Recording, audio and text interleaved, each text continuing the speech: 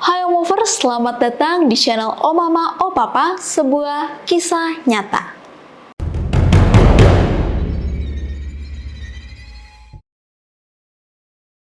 Kisah Oh Mama, Oh Papa kali ini datang dari seorang perempuan, sebut saja namanya Yeni, yang memiliki sebuah kehidupan pernikahan yang cukup pelik. Yeni ini tinggal bersama dengan dua orang adiknya dan juga ayahnya. Ibunya sudah lama meninggal. Ibunya meninggal kira-kira semenjak Yeni ini masih berkuliah. Yeni ini tuh punya keluarga yang bisa dibilang harmonis dan juga cukup mapan. Kisah Yeni ini bermulai semenjak dia bertemu dengan seorang pria, sebut saja namanya Doni. Doni ini tuh merupakan seorang pria yang berdarah bangsawan, tapi ya biasa-biasa aja sih.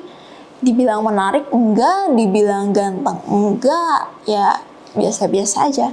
Sampai-sampai si Yeni ini tuh bingung apa yang buat dia tuh segitu cintanya, segitu tertariknya sama si Doni ini. Setelah mereka berdua memutuskan untuk kenal lebih dekat dan juga menjalin hubungan pacaran selama 2 tahun, Yeni dan Doni akhirnya memutuskan untuk menikah. Walaupun di tengah-tengah hubungannya ini tuh mereka sering cekcok karena Doni ini tuh nggak romantis. Dibilang romantis enggak, ganteng enggak, menarik enggak. Pada bingung nggak sih Omovers apa yang buat Yeni ini tuh bisa tergila-gila sama Doni? Nah, kisah kehancuran Yeni ini tuh bermulai saat ia meminta restu kepada kedua orang tua Doni untuk menikah. Orang tuanya Doni itu sama sekali nggak setuju sama hubungan Doni dan juga Yeni. Dikarenakan Yeni ini tuh bukan keturunan bangsawan. Mendengar hal tersebut, ayahnya Yeni ini tuh otomatis marah dong. Karena anaknya ini tuh merasa direndahkan. Dia mikir, anakku ini udah cantik, pinter, baik, berpendidikan. Kenapa masih direndahin kayak gitu aja? Dan juga mereka itu bukan dari keluarga yang biasa-biasa aja sebetulnya. Ayahnya si Yeni ini tuh punya perusahaan yang cukup terkenal dan cukup besar di kota tempat mereka tinggal. Setelah mengalami perdebatan dan juga perundingan yang cukup panjang mengenai persiapan pernikahan Yeni dan juga Doni ini, akhirnya mereka berdua pun menikah. Tentu saja biayanya ini di-cover semua, ditanggung semua sama papanya si Yeni ini. Setelah mereka berdua menikah, papanya Yeni ini pun beliin mereka rumah, ruko, mobil, beserta fasilitas-fasilitas lainnya. Wow. Jadi Doni itu enak banget ya. Di 1 tahun pernikahan pertama mereka, Yeni ini tuh sudah memaklumi semua sifatnya Doni. Kayak ya udah deh, masalah-masalah yang ada di rumah tangganya dia sekarang ini Yeni jadiin mungkin itu fase baru kali ya di kehidupan rumah tangga mereka. Yeni mulai memaklumi hal-hal tersebut.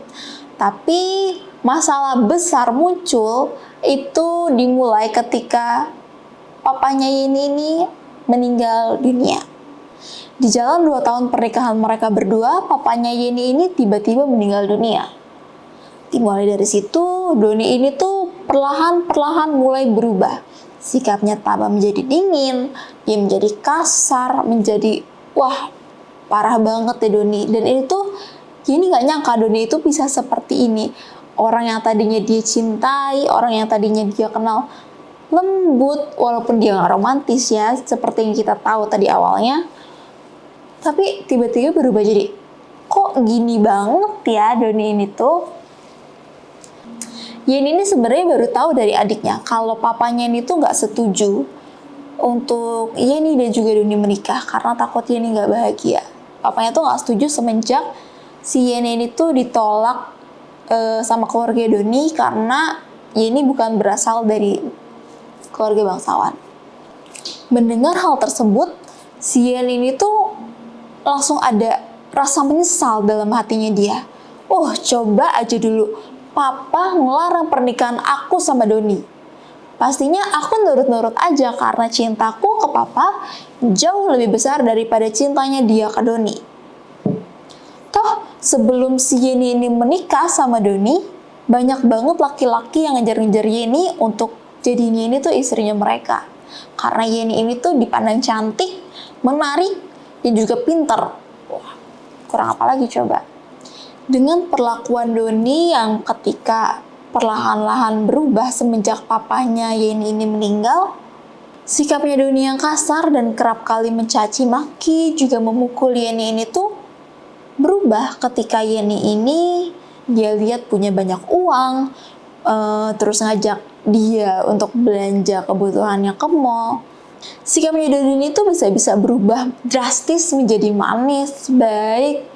Tapi kalau misalkan Yeni ini biasa-biasa aja, ya sikapnya balik lagi ke yang tadi, yang kasar, cimaki Yeni, terus suka mukul. Dengan sikapnya Doni yang seperti tadi tuh sebenarnya Yeni udah stres banget, udah nggak tahu harus kayak gimana lagi, udah bingung banget. Kayak kok bisa ya suami gue kayak gitu? Kok bisa ya suami aku tuh kayak gitu? Si Doni sebenarnya juga gak segan-segan buat pakai hartanya milik Yeni ini seperti uang, perhiasan, itu buat kebutuhannya dia. Dengan dalih nanti juga bakal dibalikin kok kalau misalkan asuransi jiwanya udah keluar. Terus Yeni mikir dong, kalau asuransi jiwanya keluar, itu kan asuransi jiwanya itu dari punya papahnya, otomatis diturunin ke Yeni kan. Apakah Doni ini mengharapkan untuk si Yeni ini kenapa-kenapa? Supaya dia bisa ngeklaim asuransi jiwanya? Dengan stresnya pikiran Yeni, dengan negatif thinkingannya Yeni terhadap Doni itu, akhirnya Yeni tuh mikir, oh selama ini tuh aku ternyata udah jauh banget dari Tuhan. Aku udah nggak pernah berdoa lagi, aku udah nggak pernah beribadah lagi. Dan akhirnya di situ adalah titik balik Yeni untuk kembali ke Tuhan. Dia mulai rajin lagi buat berdoa, dia mulai datang lagi sama Tuhan, dia minta ampun sama Tuhan. Dia, pokoknya rajin beribadah lah. Terus Doni ngeliat perubahan istrinya ini, jadi kayak, ini orang kok jadi rajin ibadah kayak gini? Terus Doni ini tuh melakukan gaslighting. Jadi selalu nyala-nyalahin Yeni, terus pokoknya rumah tangga kita tuh kayak gini, kita jadi susah gara-gara kamu. Melihat perubahannya Yeni yang udah rajin ibadah, udah rajin ke gereja, Doni ini tuh kayak dia semakin menyuduti Yeni dengan mencaci maki, menyumpahi, terus dia juga melakukan gaslighting. Pokoknya rumah tangga kita jadi kayak gini gara-gara kamu. Tapi anehnya si Yeni ini tuh tetap aja percaya sama omongan dan kata-katanya Doni. Walaupun si Doni ini tuh sering banget nyakitin dia, sering banget ngebohongin dia. Aneh kan Yeni? Apa jangan-jangan dia? Tak hanya itu, Doni juga menjauhkan Yeni dari keluarga-keluarganya. Doni melarang Yeni buat ketemu lah pokoknya sama sepupu-sepupunya, sama adik-adiknya si Yeni ini. Doni gak suka kalau misalkan Yeni itu bergaul dekat sama keluarganya dia sendiri. Karena hal tersebut, keluarganya si Yeni itu jadi menjauhi Yeni juga, dan sempat ada beberapa kali omongan atau sikapnya Doni ini tuh yang memang udah keterlaluan lah buat keluarganya si Yeni ini, sehingga keluarga Yeni ini tuh juga jadi gak suka sama Yeni dan juga Doni ini. Jadi Yeni tuh kalau misalkan ketemu sama sepupu-sepupunya, saudara-saudaranya tuh jadi ngerasa malu dan segan karena sikap suaminya ini. Nah dari hal tersebut, si Yeni ini tuh mulai merasa, aduh aku sendirian banget sekarang. Bener-bener dia ngerasa kayak punya suami, tapi gak ada suaminya. Paham kan? Jadi dia ngerasa kayak, aku ini sebenarnya bersuami tapi kayak gak bersuami. Dia udah gak ada orang tua, dia dijauhin juga sama keluarga-keluarganya dia. Jadi dia cuma bisa bergantung sama Tuhan. Dia lebih dari situ tuh dia lebih mendekatkan diri lagi sama Tuhan. Dia lebih kayak, ya udah deh Tuhan, terserah Tuhan aja, Tuhan maunya gimana buat hidup aku sekarang. Ya udah, Yeni bergantung sama Tuhan. Jadi dia apa-apa tuh curhatnya sama Tuhan. Dia cuma punya Tuhan dalam hidupnya dia.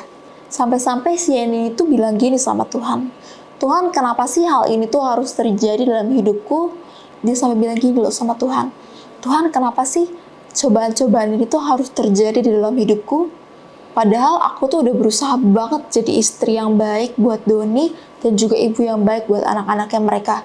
Tapi kenapa cemoohan-cemoohan, terus hinaan-hinaan, caci makian itu selalu keluar dari mulut Doni buat si Yeni ini?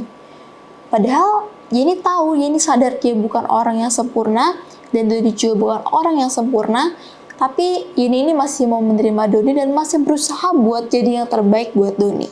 Tak berselang lama dari semenjak papanya Yeni ini meninggal, Doni ini pun terkena PHK dari tempatnya dia bekerja. Dari situ Yeni ini tuh dia mulai, tak berselang lama dari semenjak papanya Yeni ini meninggal, Doni ini pun ternyata juga terkena PHK dari tempatnya dia bekerja.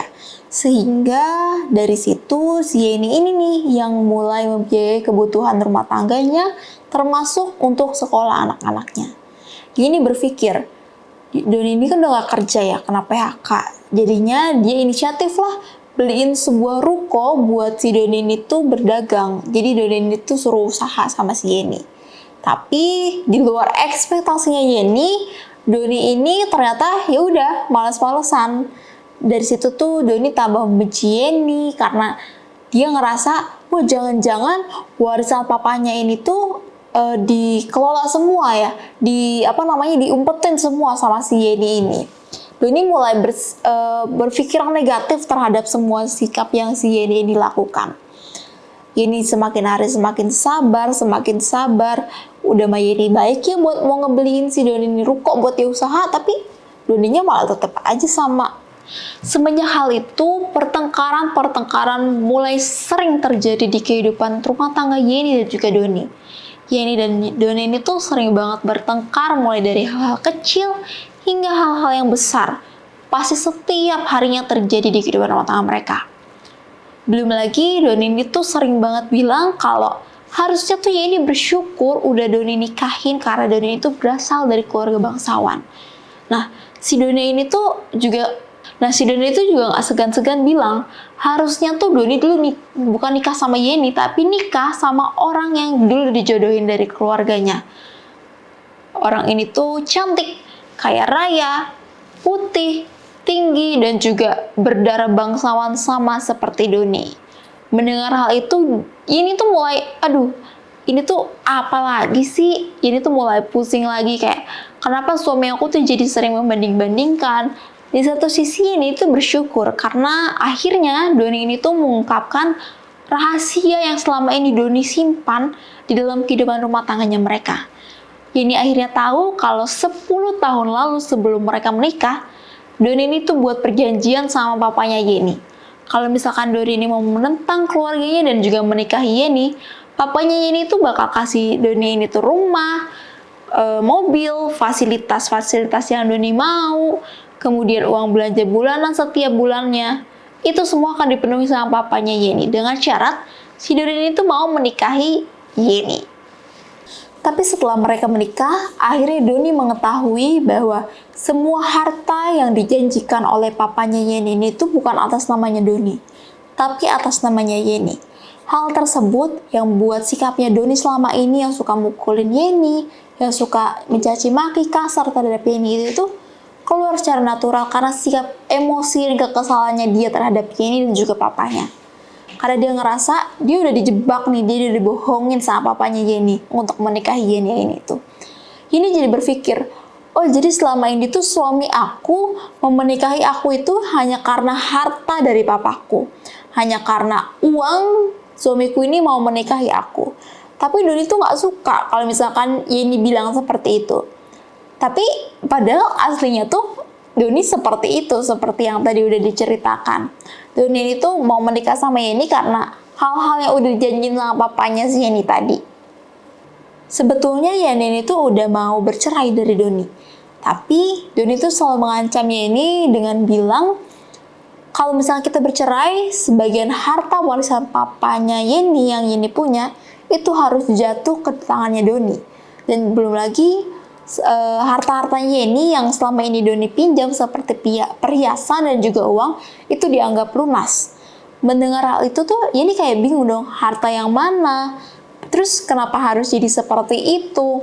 Belum lagi kalau misalkan di tempat usahanya si Doni yang tadi ruko dibeli Yeni itu, ada tamu yang datang untuk mengunjungi ruko tersebut, Doni ini tuh selalu mengejek Yeni, selalu mencemooh Yeni, selalu bilang Yeni tuh nggak ada apa-apanya, Yeni nggak bisa apa-apa, dia hidup dari harta papanya doang.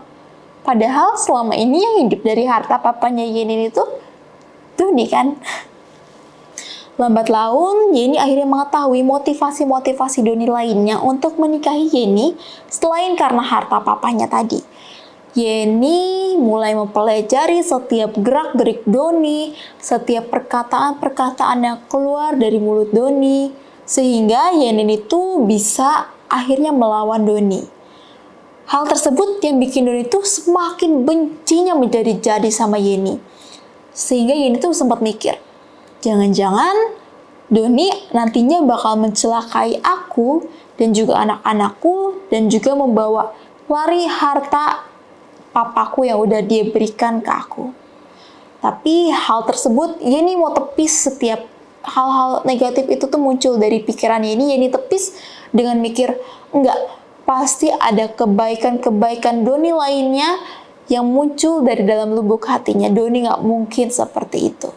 Nah, Omuvers, dari cerita Doni dan juga Yeni tadi bisa kita simpulkan kalau misalkan Doni dan juga Yeni itu terlalu terburu-buru dalam mengambil keputusan untuk menikah. Seharusnya bisa didiskusikan dulu. Kalau misalkan udah ada satu pihak keluarga yang nggak setuju, ya udah, kayak yang tadi Yeni bilang, jangan sampai keputusan-keputusan yang diambil saat ini akan menjadi penyesalan di kemudian harinya. Nah, Movers, sekian cerita Om Mama Papa hari ini. Buat kalian yang memiliki kisah-kisah menarik yang ingin kalian bagikan di Om Mama Papa, bisa di WhatsApp ke nomor di bawah ini, atau bisa diceritakan di bagian kolom komen. Sampai bertemu di episode selanjutnya. Bye-bye.